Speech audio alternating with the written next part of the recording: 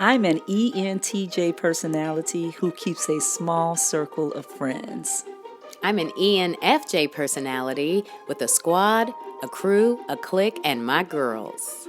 I'm Dr. B. Cooper. I'm Toyi Elizabeth.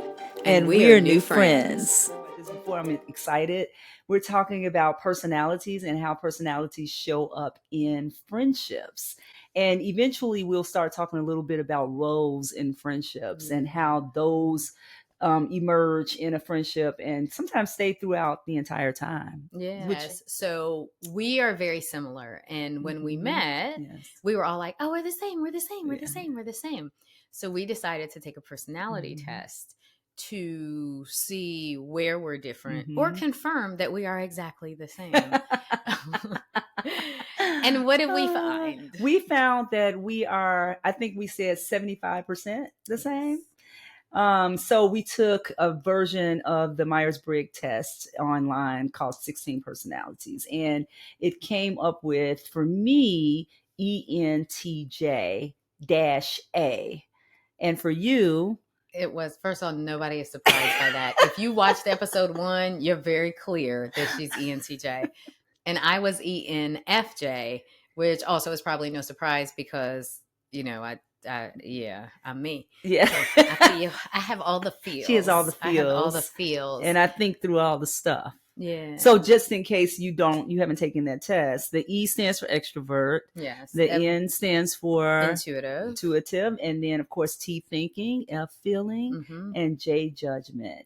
Yeah. And I had said the -A. You have to remind me what the A stands for. A was assertive in your versus turbulent. Right. A is assertive and T is turbulent. We like that. Yeah. So we were both the assertive version, not the turbulent version, which means we know exactly who we are. Yeah. The only thing I would say, we're both E's. Yes. But you, ma'am, you are a capital E, bold, underscore pink. You pink. Yes. E, a big giant. Y'all know the E that's at the top of the when you take your eye chart. Oh, that's so weird. You know, the E at the top of the eye chart, that's her. I am a lowercase italicized E that loves being around people. I love the people. I'm for the people, but I do require myself to get my energy and be by myself. So I'm more of an ambivert, but on the scale of E or I, I'm definitely an E. Okay, so yes, I agree. And also I'm thinking about, before we get into this conversation, how we were at a function together last week. And I just remember how she walked out of the function. She threw on her coat. She threw on her sunglasses. She walked out and she said, I'll see you later. I'm like, that felt very extroverted to me. Yeah, I was very excited about going home and being by myself, which is very introverted. So yes, touché. You are not wrong about me trying to get up out of Dodge because I was like, okay, I did this. The people love y'all. Gotta go. I hear that. So maybe what that was more so that reminds me of you is performative. It wasn't extroverted. It was just extra. It was extra. That's what it was. It wasn't extroverted. It was extra. I was extra. I stand corrected. Now I am extra and I own it. God made me fearfully. Hey y'all, Psalm 139. What I tell y'all, get some Bible. Listen. Yeah. I am fearfully and wonderfully made. I mean, marvelously complex. I know that's right. You better preach. I have been a performer most of my life, like from childhood on. So this is the 7th job? What? No, I mean like as a kid. Oh, you mean like as a, okay. I thought you were about to tell me you were, that is the 7th job. No, not for, like as a kid. Oh, got it. Okay. As a kid, like I was like a drum major and a cheerleader and a majorette. Yes. And I always performed and dancer. I performed in front of like crowds don't bother me because I've been in front of crowds my whole life. That makes sense. Yeah. So extroverts, ambivert. Yeah, ambivert. And extra. Yeah, I'm an extra ambivert. That's it. That's what I am. But it was exciting for me to see, like, I knew that we were similar, right? I knew that we were similar. I was like, okay, let's take this test and see. And I was surprised that I was an F. As a young person, I was ENTJ. The very first time I ever did Myers-Briggs, I was ENTJ. The second time I did it, which was as a young professional, I was ENTJ. Now I'm ENFJ. That's interesting. And that feels more about who I am, more of my true self. I think when I was taking the test before, obviously in college and at work, Mm-hmm. it was more a function of the job. I was more of a thinker in Mm-hmm. processing versus feeling, because that's what I needed to do. My job was Right. strategy a lot of the time. And so that, I mean, of course, I think about everything. And Yeah. judging is not necessarily judgmental, but Right. can be. Right. It's a blind side of the personalities. But more about when we see something, we tag it, Mm-hmm. right? Mm-hmm. That you judge the situation. Here's Yes. what's in front of you, and what does that mean? Right. That's funny because I have always been in the thinker category. If I didn't even understand what this test was, the way that emotions, for me, emotions, I don't know. I believe in them, of course. You do. I'm glad, because do. they're real. I believe that they're real. But when I connect myself to God, I always think about him as a thinking, rational being, and that he thought past people's emotions. And so I don't think that it's diametrically opposed. I actually think that people should honor the thinkers too, as being people who just feel differently. When I look at a situation, I'm like, but this would make your life so much simpler. Right. And they're like, but I hurt right now. And I'm talking about specifically my daughter. And that's a judgment, by the way. That's the judging. This will make your life much simpler. But I think when we read some of this stuff, we might see that both of us tend to do that. I am a J. That's why you recognize it. Yes. Mirror, mirror on the wall.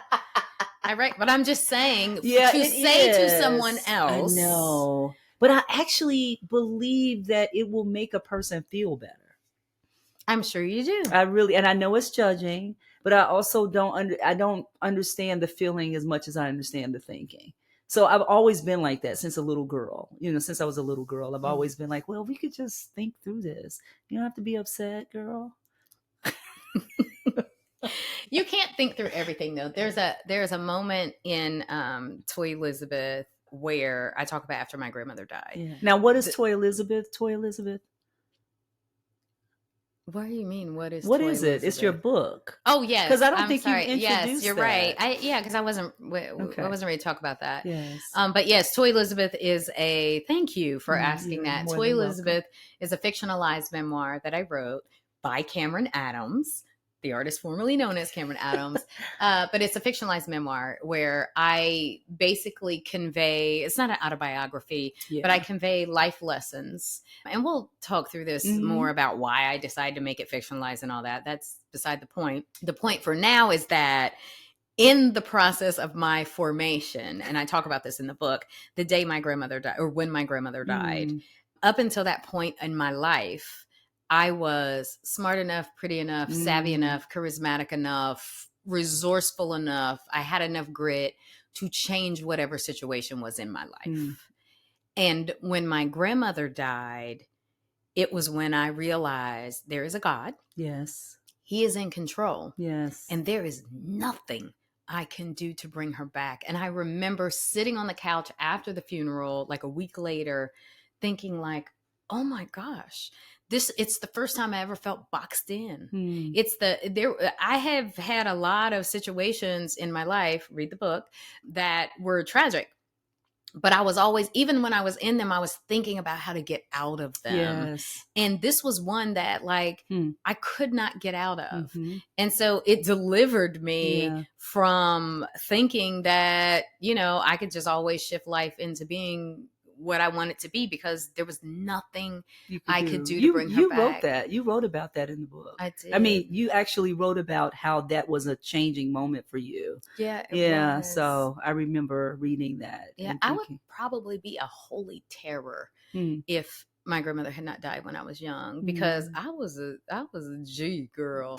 I could, I'm cute and smart and can talk and can dance. And cute. You is smart. You is a dancer. Yeah. I was resourceful, but there was nothing that would do that. And so that it changed to me from that space. And that's when I was like, some things is just God. And that has helped me to accept the things in life as they as they come. And I was ENTJ back then, and I could not tee my way up out that joint. I could not tee my way out of that. I could not tee my way out. My grandmother would be here today I know if that's I right. could. I know. But I could not. Yeah, so that's what changed me.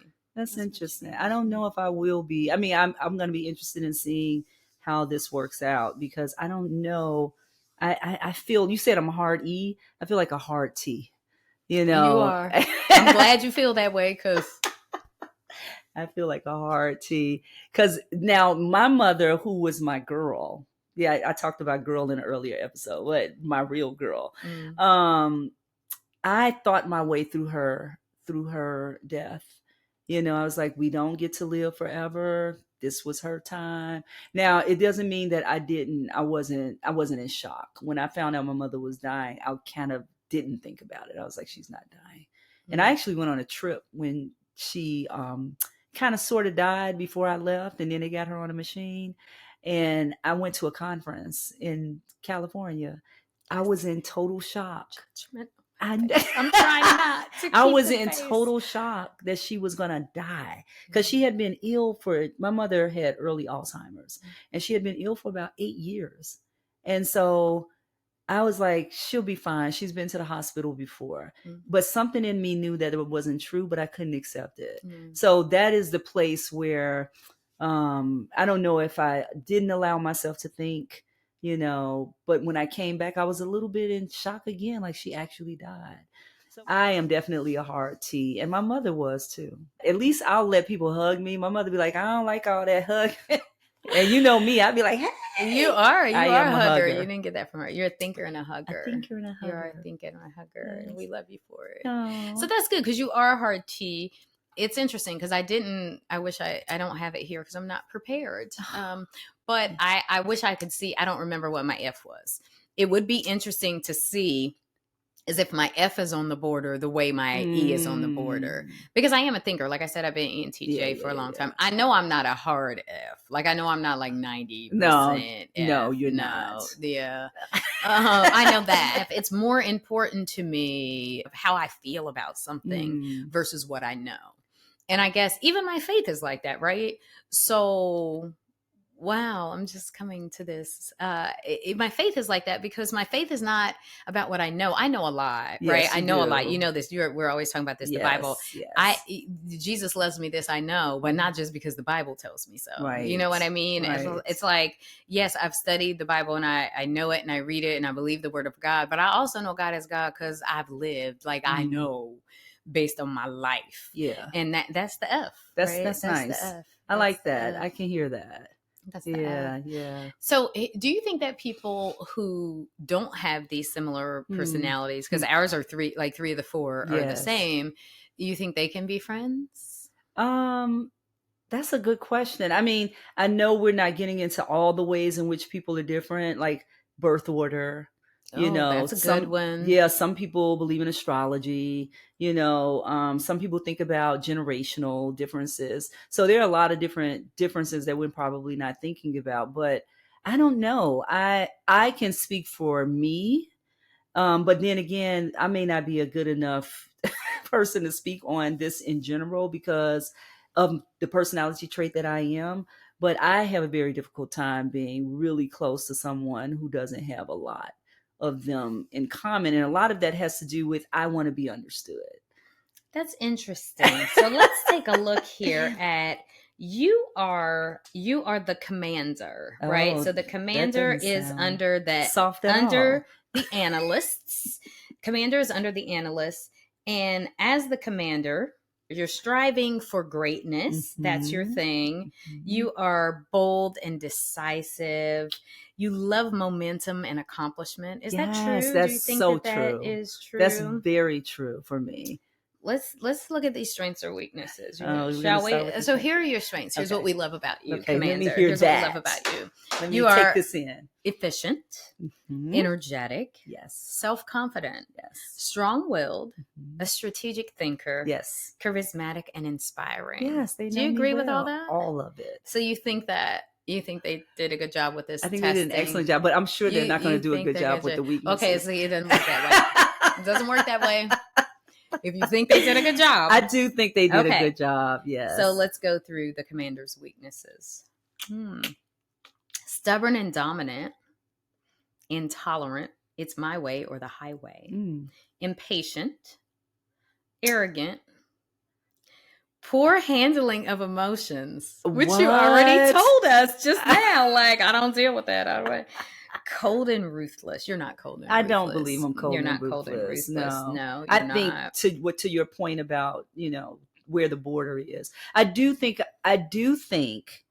that people can read me that way though. Because when I get into the thinking part and they're in an emotional space and I'm just like, we could just think through this. I think they can read that I'm cold and I'm not caring, but that's far from the truth. It's just that you're thinking through it. So let's see what it says about friendships for this commander. Commander friendships are built on ideas. And a lot of what they find enjoyable is the repartee of putting thoughts forward and defending them from assault from every angle. Y'all, this is so true. People with the commander personality type are very smart and highly critical, and they won't back down if they are put on the defensive. In fact, there is no better way to earn their respect. That is all accurate. Yeah. So what I said about having similarities in my friendships, I also heard a little bit of that I have respect for people who think through things in a similar way or can think through things. So that's really good. Yeah, I thought that was great. Yeah. I thought that was great. So are we going to look at yours now? Do you? Yeah, we are, since you said it. Do you want to do mine? Well, you have the bigger screen. I do. So why don't we? And you have such a melodious voice. But I will say this. I will say we had this situation. So before we actually took this test, remember we went to brunch. Yes. And it was 4 hours? It was 7 hours. 7 hours. It was 7 hours. That was We went awesome. to brunch for 7 hours. That was awesome. Which is also why I don't talk to you on the phone, because we talk too much. So we went to brunch for 7 hours. We met at 12:30. Yes. And I got home after the game. I was like, I need to be home by 7, and I was home at 7:30. The game had already started. We have loving and understanding husbands. We do, thank goodness. And they're happy that we love each other, so that's nice. Are. The thing that happened at brunch, though, was, remember we were talking. You were being you, capital E exclamation point, right? She was being E exclamation point. You were talking to the couple, the duo, because they weren't a couple, but the duo that were next to us. And I was pretty quiet, but I was chiming in. And then remember, he said, "Oh, I see. You're the diplomatic one." He did say that. He said that. And then I was like, "Oh, yeah, I guess so." And then we talked about it. And then we took the test. And my personality type is ENFJ, and it's the protagonist, but it's under the diplomats. Okay, so yours was under the analysts. Right. The protagonist is a person, ENIFJ. These warm and forthright types love helping others, and they tend to have strong ideas and values. They back their perspective with the creative energy to achieve their goals. Protagonists feel called to serve a greater purpose in life. Thoughtful and idealistic, these personality types strive to have a positive impact on other people and the world around them. Now, is that your Pollyanna voice, or... This is my... Because I don't feel like you delivered mine in that way. I didn't, because yours is a commander, so I delivered it in a commanding way. That's the This is the protagonist way. You just said, but remember, was that this episode or last episode? You said I was a performer. I think that was last episode. You said I was a performer. Oh, yeah, you're performative. Yes, I'm performative because this is it. I'm the protagonist. And also, did you hear ideas in there? Which is where we connect. Yeah. Okay, but continue. I did. But also, protagonist hit me as the queen of your world. Yeah, of my world. Yeah, that's exactly what I thought about It hit me as the queen of my world, and I was like, "Oh my goodness, this makes a lot of sense." And protagonists speak up for what's right. Protagonists tend to be vocal about their values, including authenticity and altruism. Look at that. When something strikes them as unjust or wrong, they speak up. Do you think I speak up? Do I speak up? Yes, please. Is that rhetorical? Going back to the rhetorical question. I don't know. Speak You're up, the don't I? PhD in rhetoric, so you tell me. You speak. I mean, on little things, big things, things that other people may not have even. I think you speak up. I speak on little things. I mean, not insignificant things. Oh, No, I was like, because no. I try not to speak. No, not insignificant things. If you know me, you know that to me, that's where standing up matters the most, right? Yeah. People want the fame and they're like, no, when you're four people speaking and somebody says something that doesn't touch your spirit, right? You're like, and I think did my face look like that? My face looks like that. like not like that, but like my face look like what you said. What you said? I like that though. I like that because you're a great listener. I don't know if they're gonna say that. You're a great listener.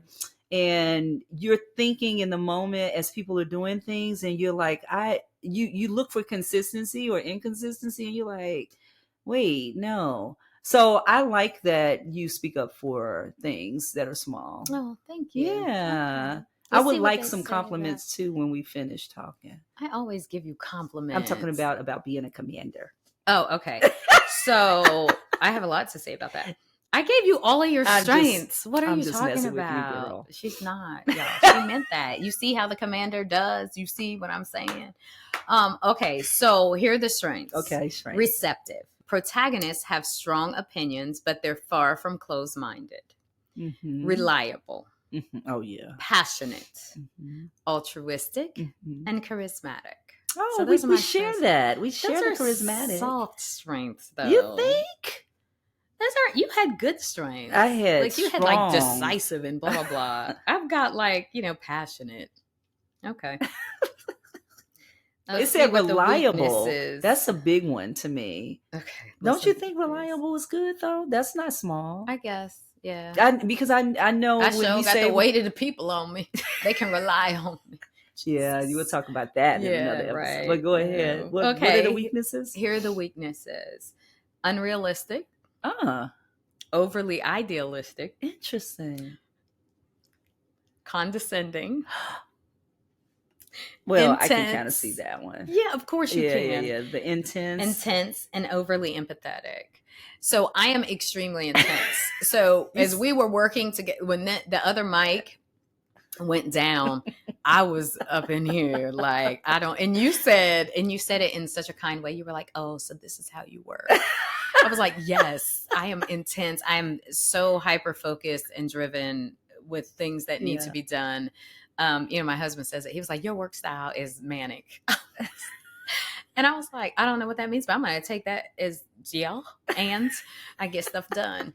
I am intense and I know I can be condescending. And the reason why I know this is because you told me that I love this condescension that you have when you're and I was like, do you love this condescension that I have? And so I know I can be probably you can present in that way. Yeah. Is it on purpose though? No. Yeah, that's what I'm saying. Who tries to be condescending? I have a friend. Yeah. He's a brilliant director, a filmmaker, good friend. We've been friends for a long time, and we were doing this back and forth over a project, and I was saying things from I was interjecting my faith into it, and he told me I was sanctimonious.